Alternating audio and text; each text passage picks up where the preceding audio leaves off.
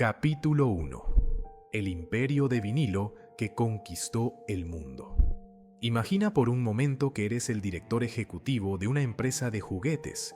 Tienes bodegas repletas con más de 246 millones de dólares en inventario. Tantas cajas apiladas que los centros logísticos ya no pueden albergar ni una figura más. Y entonces tomas una decisión que parece salida de una pesadilla corporativa: destruir entre 30 y 36 millones de dólares en productos porque es más barato incinerarlos que seguir almacenándolos. Esta no es una historia ficticia, es exactamente lo que le sucedió a Funko, la compañía detrás de esos muñecos de cabeza grande que durante años inundaron cada tienda, cada convención, cada estante de coleccionistas alrededor del mundo. Pero antes de llegar al vertedero donde ardieron millones de Funko Pops, retrocedamos al momento en que todo parecía funcionar a la perfección. Retrocedamos a ese periodo dorado donde Funko no podía hacer nada mal. Si te gusta este tipo de contenido, donde analizamos los grandes colapsos empresariales y las lecciones que dejan, suscríbete a Club Financiero. Aquí desentrañamos las historias de éxito y fracaso que transforman industrias enteras. Y antes de continuar, déjame en los comentarios desde dónde nos estás viendo y si alguna vez compraste un Funko Pop.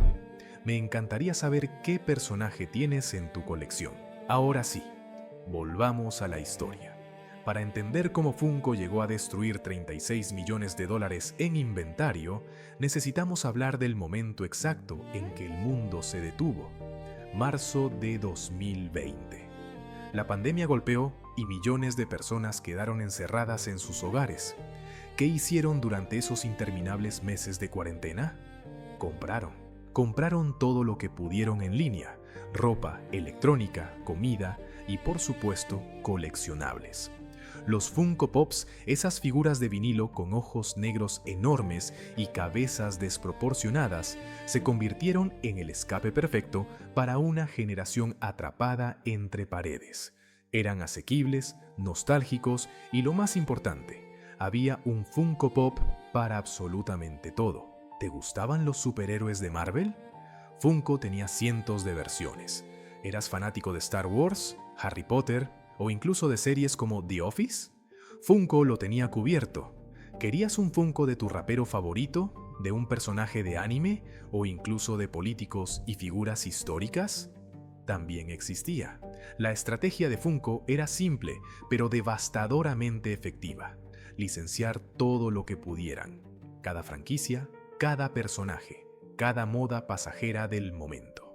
Si generaba conversación en redes sociales, Funko lo convertía en una figura de vinilo. Y durante la pandemia, esta estrategia parecía genial. Las ventas explotaron. Los coleccionistas compraban compulsivamente, acumulando figuras en sus estantes como si fueran acciones en alza. Las tiendas no podían mantener el inventario. Funko estaba en todas partes. Pero aquí es donde la historia se vuelve interesante.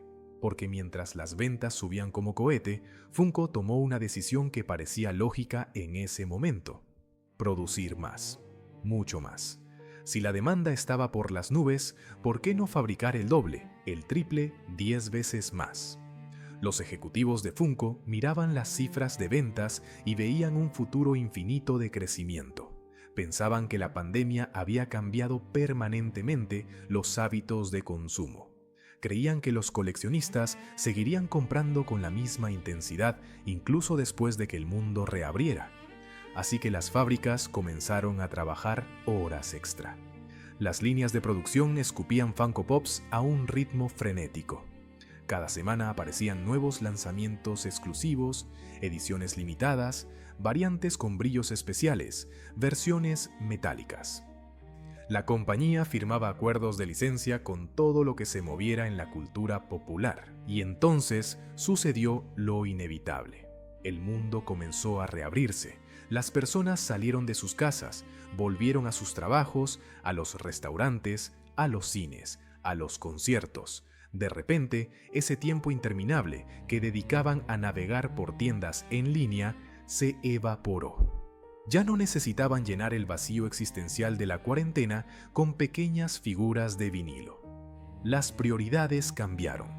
Los coleccionistas que habían comprado compulsivamente durante 2 años miraron sus estantes abarrotados y se preguntaron: ¿realmente necesito otro Funko Pop?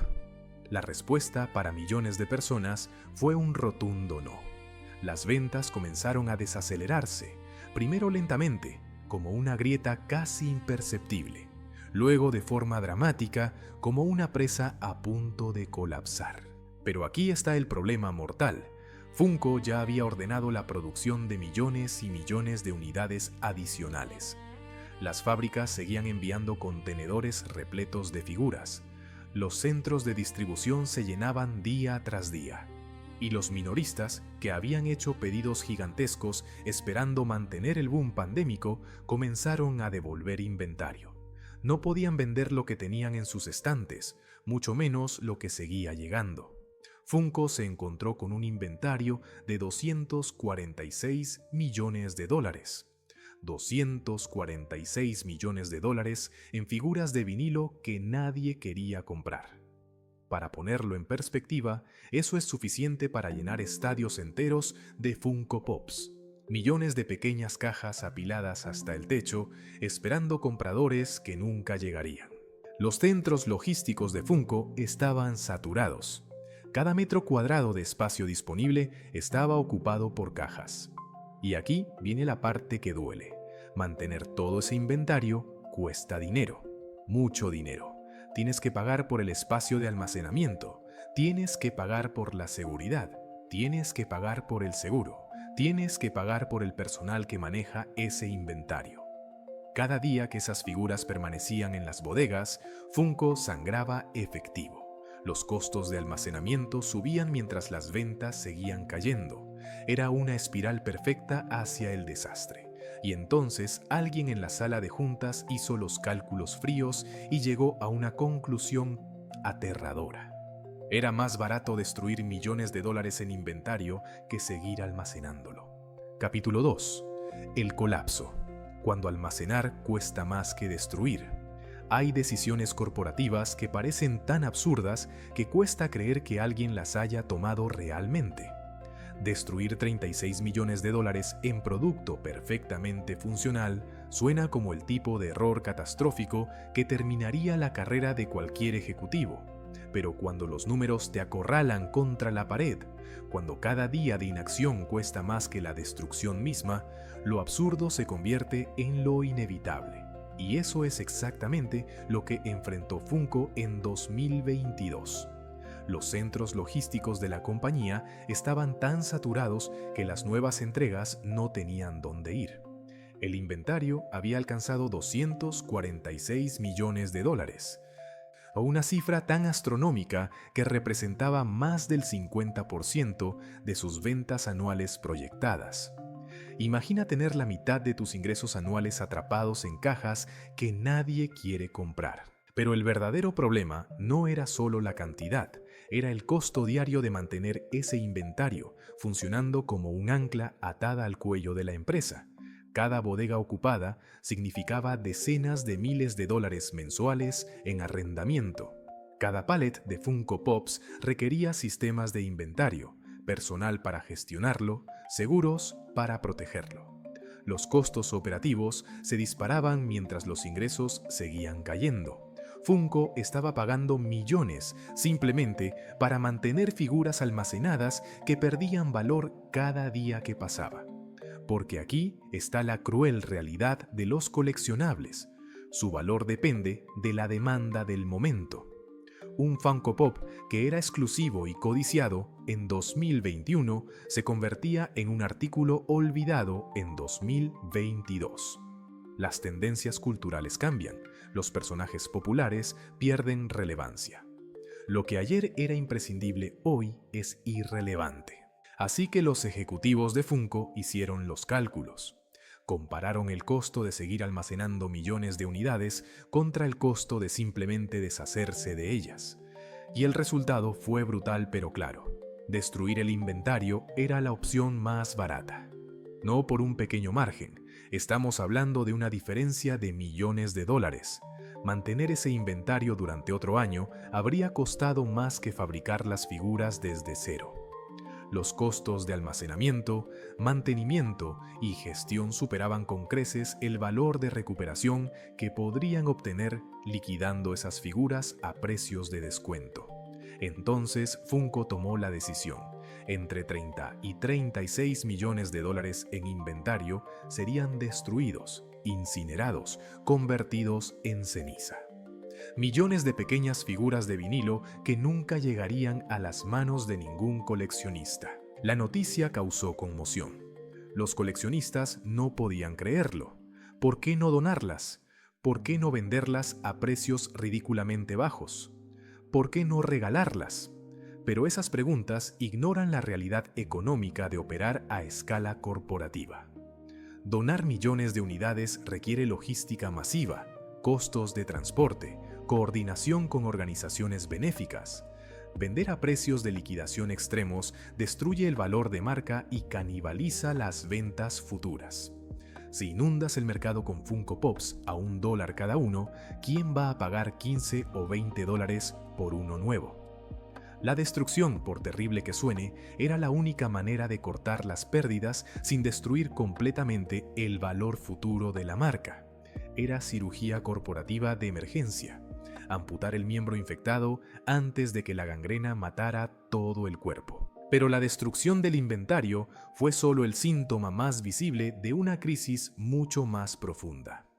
Funko no solo tenía demasiado inventario, tenía demasiado de todo, demasiadas oficinas, demasiados empleados, demasiados gastos operativos construidos sobre la falsa premisa de que el crecimiento pandémico era permanente.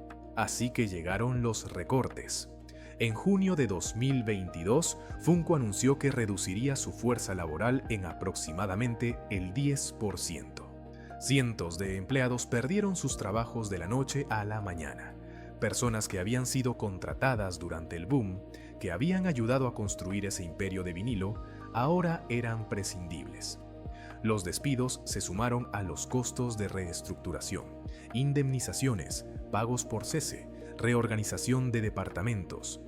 Cada movimiento para salvar la empresa costaba más dinero que la empresa no tenía. Y mientras tanto, el inventario seguía siendo el elefante en la habitación. Incluso después de destruir 36 millones de dólares en producto, Funko todavía tenía un exceso masivo. La compañía estableció una meta agresiva: reducir el inventario de 246 millones a 119 millones de dólares para fines de 2023. Básicamente, necesitaban cortar su inventario a la mitad en menos de 2 años. Eso significaba negociar con minoristas para devolver productos, ofrecer descuentos profundos que erosionaban los márgenes de ganancia y ser mucho más selectivos sobre qué nuevos productos lanzar. La era de licenciar absolutamente todo había terminado. Ahora Funko tenía que aprender a decir que no, tenía que ser estratégico en lugar de oportunista. Pero la pregunta más aterradora seguía sin respuesta: ¿podría Funko sobrevivir? En 2024, la propia compañía hizo una advertencia pública que envió escalofríos por Wall Street. Expresaron dudas sustanciales sobre su capacidad para continuar operando como una empresa en marcha durante 2025. En lenguaje corporativo educado, básicamente estaban diciendo: no estamos seguros de poder mantenernos a flote el próximo año. Esta no era especulación de analistas externos. Era la propia Funko admitiendo que estaba al borde del colapso. Las acciones se desplomaron. Los inversionistas huyeron. Los acreedores comenzaron a hacer preguntas incómodas. El imperio de vinilo que había conquistado el mundo estaba tambaleándose. Entonces, ¿qué salió tan terriblemente mal? La respuesta es una lección brutal sobre gestión de demanda y logística. Funko cometió el error clásico de asumir que las condiciones extraordinarias eran las nuevas condiciones normales. Vieron el crecimiento pandémico y creyeron que duraría para siempre. Extrapolaron una anomalía y construyeron toda su estrategia operativa sobre esa extrapolación.